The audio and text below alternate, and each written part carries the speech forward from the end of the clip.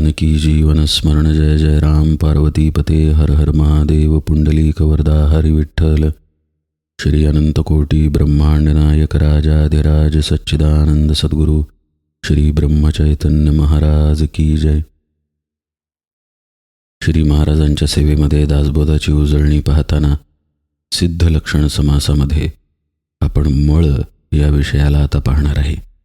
कारण साधू निर्मळ आहे, स्वरूपी न साहेमळ म्हणून साधू तो निर्मळ, साधू स्वरूपची केवळ म्हणून या।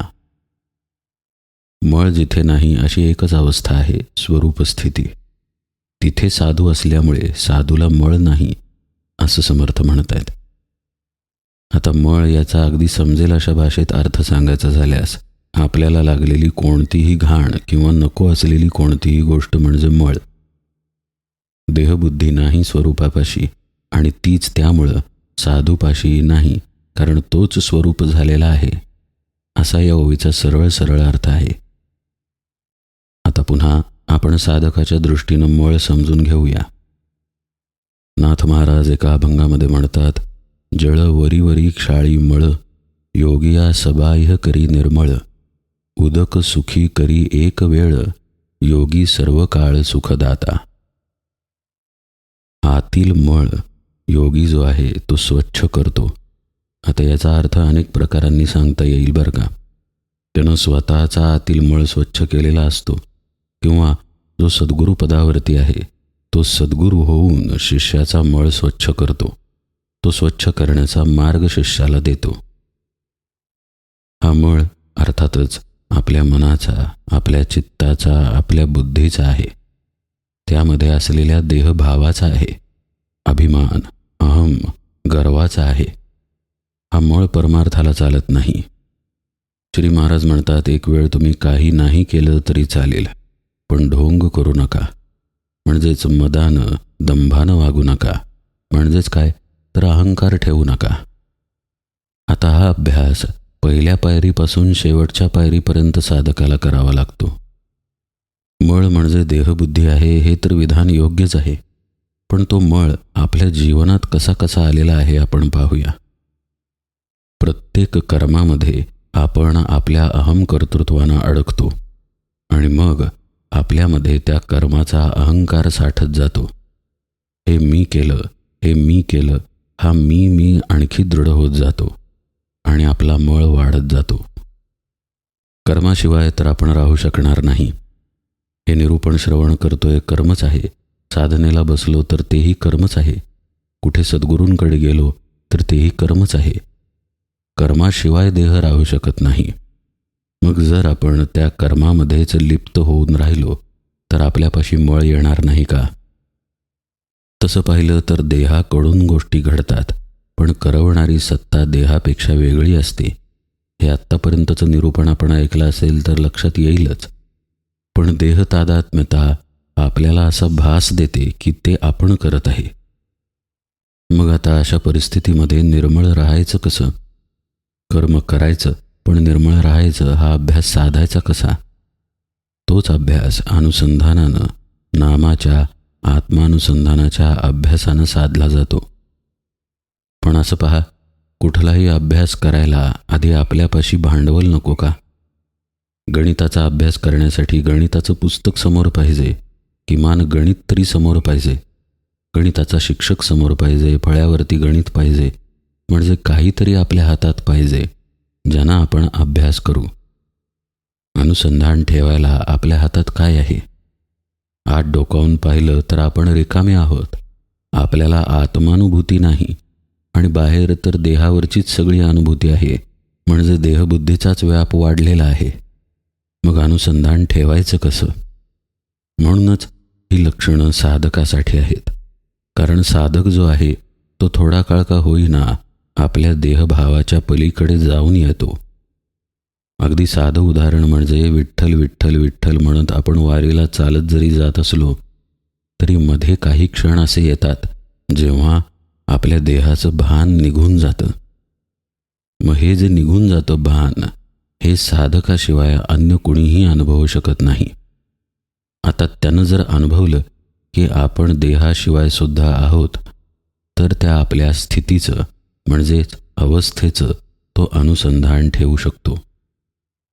ती स्थिती खरं पाहता निःशब्द आहे. कारण पहा, मनाच्या पलीकडे आपण गेल्यानंतर शब्द कसा असणार? वृत्तींच्या पलीकडे गेल्यानंतर तेथे वृत्ती कशी असणार? म्हणजे निर्वृत्तिक अवस्था अनुसंधानानं जपण्यासाठी तिथं कुठलं तरी माध्यम लागतं. इथेच साधकाला भगवंताच्या नामाचा आधार आहे. नामानी तो आपली आत्मस्थिती अनुसंधानानं जपून ठेवतो.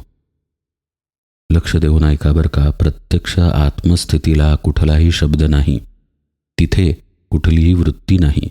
त्यामुळं त्याचं अनुसंधान ठेवायला आपल्याला नामच उपयोगी पडतं.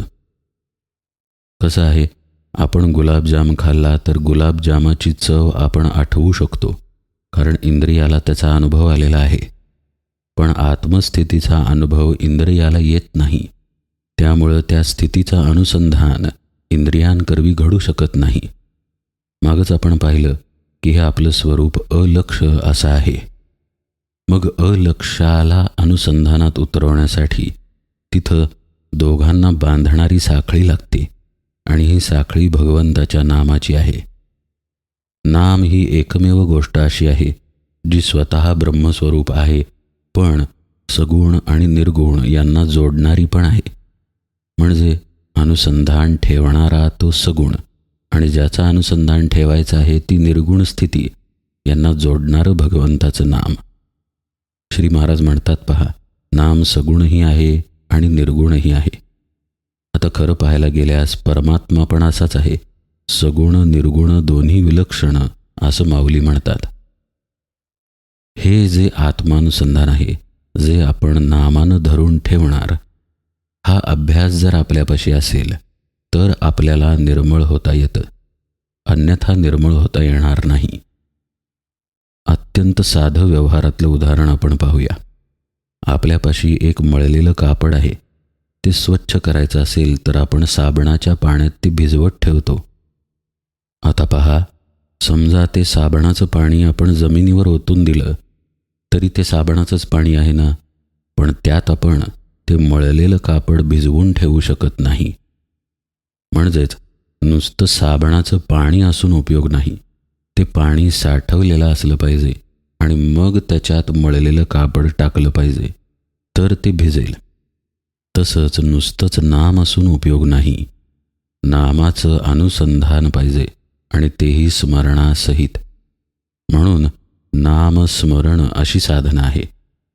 म्हणजे हे नाम कशाला दिलं तर आपल्या आत्मस्वरूपाला दिलं. जी आत्मानुभूती साधक वृत्तीच्या पलीकडे जाऊन, मनाच्या शब्दांच्या पलीकडे जाऊन घेणार, त्या आत्मानुभूतीला दिलेली खूण म्हणजे भगवंताचं नाम आहे. त्या खुणेमध्ये साधक दीर्घकाळ राहिला की आपण पाहिले निरूपणात, स्थिती बाणता स्वरूपाची असं त्याचं होऊन जातं. म्हणजेच आत्मस्थितीमध्ये तो बुडून राहिला की नंतर आत्मस्वरूपाकारच होऊन जातो. म्हणजे तो नक्की कुठे बुडून राहिला? अर्थातच नामामध्ये बुडून राहिला. इथे खरं भगवंताचं नाम आहे, जे भगवंताशी एकरूप आहे, किंबहुना भगवंतच आहे. म्हणून नाम ही वस्तू भगवंताला चिकटलेली आहे आणि नामाला भगवंत चिकटलेला आहे. दोघेही इतके एकरूप आहेत की भिन्नत्व तिथे नाहीच. अशा ठिकाणी जर आपण आपलं कापड भिजत ठेवलं, म्हणजेच देहबुद्धीचं. आता पहा, जो आत्मस्थितीमध्ये राहण्याचा अभ्यास करणार त्याच्यापाशी देहबुद्धी आहेच ना, म्हणून तर तो अभ्यासाला बसलेला आहे. जो पूर्ण आहे तो सिद्धच आहे. त्याचं लक्षण समर्थांनी सांगितलं, पण आपण आता अभ्यास बघतोय. जो देहबुद्धीमध्ये आहे तो देहबुद्धी टाकण्यासाठी या अवस्थेमध्ये जातोय, ते पण सद्गुरूंनी सांगितलेल्या मार्गानं. अमुक अमुक पद्धतीनं ध्यानाला बस, नामस्मरणाला बस. जो कुठला मार्ग अनुग्रह सद्गुरूंनी दिलेला असेल त्या मार्गानं साधक जाऊन या स्थितीमध्ये पोहोचतोय की तो तिथे नाही.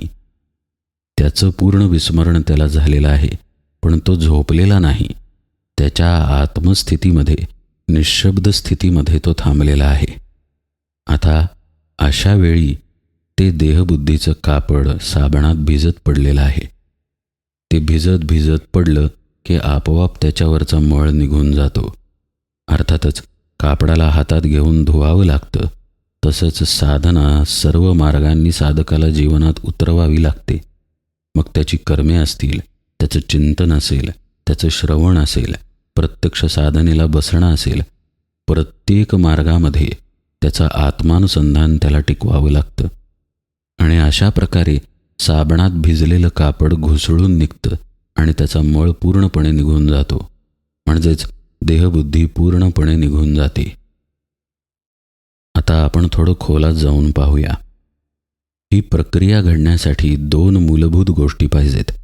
एक तर त्या आत्मस्थितीमध्ये थोडं काळ का होईना आपण गेलं पाहिजे आणि मग त्या स्थितीचं अनुसंधान नामानं राखलं पाहिजे. म्हणजे नुसतं अक्षरी राम राम म्हणून तितका उपयोग होणार नाही, जितका उपयोग त्या जोडीला आपल्या स्वरूपाचं अनुसंधान आपण ठेवलं तर होईल.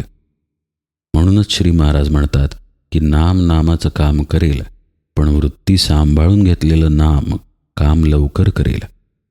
ही वृत्ती सांभाळून घ्यायचं नाम म्हणजेच आपल्या आचरणाला आवरून सांभाळून घेतलेलं नाम, आपल्या स्वरूपाच्या स्मरणात राहून घेतलेलं नाम, आपण खरं म्हणजे तेच आहोत या भावानं घेतलेलं नाम. हे नाम आपल्याला आत्मस्थितीच्या अनुसंधानात राहायला मदत करतं. नाहीतर कबीर म्हणतात, मला तो कर्मे फिरे जिव्हा फिरे मुखमाई, मन तो दाही दिस फिरे येतो सुमिरन नाही. तोंडानं ती बाई राम राम राम राम म्हणतीये आणि दातोठ मात्र सुनेवरती खातीये. टीव्हीवरती काहीतरी बघत आहे आणि हातात माळ फिरत आहे. अशा नामानं आपण कुठेही पोहोचणार नाही. आतमध्ये अनुसंधान पाहिजे आणि अनुसंधानासाठी आधी साधनेची बैठक पण पाहिजे. नाहीतर पहा, आपण ज्या मुक्कामाला जाऊन आलोच नाही त्या मुक्कामाचं अनुसंधान आपण ठेवणार कसं? काही वर्षांपूर्वी काश्मीर फिरायला गेलो होतो असं आपण म्हणतो. आठवतंय काश्मीर असं आपण म्हणतो. गेलो कधीतरी म्हणून आज ते आठवत आहे. तसंच रोज नियमानं सद्गुरुपदिष्ट साधनेची बैठक केली की हळूहळू साधक आत्मानुभूतीमध्ये शिरायला लागतो. तो त्या शांततेत पोहोचतो जिथं तो काहीही करत असत नाही तरीही त्याला शांतता, आनंद, समाधानाची अनुभूती येते. आत्तापर्यंतचा त्याचा अनुभव असतो की काही केलं की समाधान मिळतं. अन्न सेवन केलं म्हणून अन्नाचं समाधान, अभ्यास केला मग चांगले मार्क पडले मग त्याचं समाधान. म्हणजे काही करण्यानं समाधान मिळत असतं आत्तापर्यंत. अर्थातच ते टिकत नसतं, निघून जात असतं. साधना ही एकमेव गोष्ट अशी आहे जिथे तो काहीही करत नसतो. पूर्ण देहभावच लयाला गेलेला आहे, मन शून्य झालेलं आहे, तर तो काय करणार? तरीही त्याला आनंदाची अनुभूती येते आणि त्या अनुभूतीमध्ये त्याचे डोळे उघडतात. आता तो तिथे जाऊन आला ज्याचं अनुसंधान त्याला कायम ठेवायचं आहे. पूर्वी निरूपणात पाहिल्याप्रमाणे अर्थातच ही स्थिती फार काळ टिकत नाही. अगदी नवीन साधक असेल, नवीन म्हणजेच 10-15 वर्ष साधना केलेला बरं का, नवीन म्हणजे आत्ता काल परवा साधना करणारा नव्हे. अगदी 10-15 वर्ष जरी साधना असेल तरी थोडा काळच त्या स्थितीमध्ये राहून परत येतो साधक. नंतर जसजशी त्याची बैठक वाढत जाते तसा तसा तो दीर्घकाळ त्या अवस्थेमध्ये राहतो आणि अर्थातच त्या अवस्थेचा परिणाम म्हणून त्याला अनुसंधानही दीर्घकाळ ठेवता येतं. असा अनुसंधानाचा आणि प्रत्यक्ष आत्मानुभूतीचा परस्पर संबंध आहे. इथे जेव्हा तो आत्मानुभूतीमध्ये असतो तिथे तो तत्वतः काहीच करत नसल्यामुळं तिथं भगवंत म्हणजे त्याचंच आत्मस्वरूप त्याला सांभाळतं. थोडक्यात तोच त्याचा सांभाळ करतो. काहीच न करोनी प्राणी रामनाम जपेवाणी, तेणी संतुष्ट चक्रपाणी भक्ता लागी सांभाळी, असं या अवस्थेत घडत असतं. पुण्यात नेने घाटावरती जेव्हा नवविधा भक्तीचा विषय आपण पाहिला तेव्हाही विस्तृतपणे बघितलंय की कशा पद्धतीनं आपण नसूनही आपण नामात मात्र राहायचं आहे. हे असं करणं, असं रोज राहणं म्हणजे आपल्याजवळ असलेला मळ काढून टाकणं. पहा, मळलेला कपडा साबणाच्या पाण्यात भिजवला आणि लगेच बाहेर काढला तर मळ कसा जाईल? त्याला पुष्कळ काळ भिजत ठेवायला पाहिजे. हातानं घासायला पाहिजे, तरीही मळ गेला नाही तर अक्षरशः दगडावरती बडवलं पाहिजे, तर कुठे कापड स्वच्छ होईल. तसे साधनेचे सर्व बाजूंनी प्रयत्न करून साधक स्वतःवरचा मळ काढतो. ज्यानं तो पूर्णपणे काढलेला आहे तो सिद्ध असतो. मग ती निर्मळ स्थिती म्हणजे स्वरूप स्थितीच आहे. आणि स्वरूपापाशी कोणताही मळ नाही म्हणून साधू निर्मळ आहे, असं दोन्हीही बाजूंनी समर्थ इथं सांगतात. आणि मग मात्र या स्थितीमध्ये राहण्यालाच महत्त्व आहे, ही गोष्ट अधोरेखित करून समर्थ यालाच खरा धर्म आहे असं म्हणतात. सकळ धर्मामध्ये धर्म स्वरूपी राहणे हा स्वधर्म, हेची जाणीजे मुख्य वर्म साधू लक्षणाचे. हेच साधू लक्षणाचं मुख्य वर्म, की तो स्वरूपच होऊन राहिलेला असतो. आपण पहा, आता आषाढी एकादशी येईल त्या दिवशी पंढरपूरला भक्तीचा पूर येतो आणि तो पूर आपल्या अंतःकरणातही येतो. पण आषाढीच्या दुसऱ्या दिवशी, तिसऱ्या दिवशी, 2 महिन्यांनी, 3 महिन्यांनी काय होतं? तो जो पूर आषाढी एकादशीला आलेला होता अंतःकरणात, अगदी त्या क्षणी जेव्हा आपण पांडुरंगाची पूजा पाहत होतो, पांडुरंगावर वरून दुधाचा अभिषेक झाला, त्यावेळी त्याचं रूप पाहताना आपल्याला आत जो भाव येत होता तो 4 महिन्यांनी कुठे आहे? 4 महिन्यांनी समजा आपण कुठल्या गोष्टींनी अस्वस्थ होत असू तर तो भाव कुठे आणि ही अस्वस्थता कुठे? असं साधूचं असत नाही. तो कायम त्या स्वरूपामध्येच असतो. इंद्रियांपासून पूर्ण वेगळा, मी देह या भावापासून पूर्ण वेगळा, मनापासून, चित्तापासून, बुद्धीपासून पूर्ण वेगळा, केवळ स्वरूपाच्या ठिकाणी शांत. समर्थ म्हणतात, इथं राहणं म्हणजे स्वधर्म आहे. स्वतःचा खरा धर्म हाच आहे की आपण जे आहोत त्या स्थितीमध्ये राहणं. स्व म्हणजे सुद्धा स्वरूप आणि धर्म म्हणजेच आचरण त्या स्वरूपाचं. म्हणजे पहा, स्वधर्म या शब्दाचा अर्थ किती खोल आहे. आपल्या स्वरूपाच्या प्राप्तीसाठी जी सद्गुरुपदिष्ट साधना मिळाली तेच खरं धर्माचरण आहे. आपल्या स्वरूपाच्या प्राप्तीसाठी आपण जे जे साधनेचे प्रयत्न करणार आणि अर्थातच आपल्या जीवभावाकडून, आपल्या इंद्रियांच्या ओढीकडून आपल्याला विरोध होणार, हे जे आपल्या आत युद्ध चालणार, हेच धर्मयुद्ध आहे. हाच खरा धर्म की त्या वाटेवरती राहणं आणि त्या स्वमध्ये म्हणजे आपणच आपल्या स्वरूपामध्ये मिसळून जाणं, इथेच खरं स्वधर्माचरण लपलेलं आहे. असा जो कायमस्वरूपी असतो तो साधू असतो, तो सिद्ध असतो आणि त्याचा अभ्यास करणारा म्हणजेच स्वधर्माचरण करणारा तो साधक असतो. म्हणून समर्थ म्हणतात, सकळ धर्मामध्ये धर्म, सर्व धर्मांमध्ये जर मुख्य धर्म कोणता असेल तर तो हाच की स्वस्वरूपामध्ये राहणं, आणि हेच साधुत्वाचं मुख्य लक्षण आहे. आता इतकं सगळं निरूपण ऐकल्यानंतर काही गोष्टी स्पष्ट झाल्या. एक तर या मार्गावरचा उपदेश आपल्याला मिळायला पाहिजे, कारण आपण स्वभावतः जीवभावावरती आहे. वासना जर आपल्या ठिकाणी नसतीच तर आपला जन्मच झाला नसता. जन्म आपला झालेला आहे या बाबतीत तर कुणाला शंका नाही. त्यामुळं वासना आपल्या ठिकाणी आहे. ही वासना आपल्याला भगवत चिंतन करू देत नाही. त्यामुळे हे भगवत चिंतन, आपल्या स्वरूपाबद्दलचा उपदेश आपल्याला मिळावा लागतो, ही पहिली गोष्ट झाली. अर्थातच तो सद्गुरूंकडून मिळतो. आणि मग मिळाल्यानंतर सुद्धा काम संपलं नाही. मिळाल्यानंतर तिथे आपला विश्वास बसायला पाहिजे. विश्वास बसल्यानंतर त्या विश्वासाचं रूपांतर श्रद्धेमध्ये, निष्ठेमध्ये झालं पाहिजे, प्रत्यक्ष कृतीमध्ये झालं पाहिजे. तर आपण ही स्वरूपाची वाट चालणार. आणि मग अभ्यासाचा मार्ग आपण मागच्या काही निरूपणांमध्ये पाहिलाच. मग त्या अभ्यासाच्या मार्गावरून आपण जाणार. म्हणून समर्थ म्हणतात, धरिता साधूची संगती, आपशाच लागे स्वरूप स्थिती, स्वरूप स्थितीने बाणती लक्षणे अंगी. साधूचीच संगत लागेल आणि त्यानं समर्थ म्हणतात, आपोआप सहज कुठल्याही प्रयत्नाशिवाय स्वरूप स्थिती प्राप्त होईल. आता हे ऐकायला आश्चर्यकारक वाटतं, कारण साधनेचे प्रयत्न तर आपण इतके विस्तृतपणे पाहिलेत. मग समर्थ आपशाच लागे स्वरूप स्थिती कसं काय म्हणतात? म्हणजे स्वरूपस्थिती इतकी सहज आहे, इतकी विनासायास, इतकी आपोआप येते, पण त्यासाठी आपल्याला त्या विषयाकडे सविस्तरपणे पाहावं लागेल. अशी स्वरूपस्थिती आल्यानंतरच मग लक्षणे अंगामध्ये उतरतात, असं समर्थ म्हणतायत. एकीकडे लक्षणांचा अभ्यास आहे, तर दुसरीकडे लक्षणं अंगामध्ये प्रगटच आहेत. एकीकडे साधनेचे प्रयत्न आहेत, तर एका दशेमध्ये आपशाच लागे स्वरूपस्थिती अशी गोष्ट आहे. आपण उजळणी पाहताना या विषयाकडे सविस्तरपणे बघू. आज मात्र निरूपण सेवेला इथेच विराम देतो. जानकी जीवन स्मरण जय जय राम.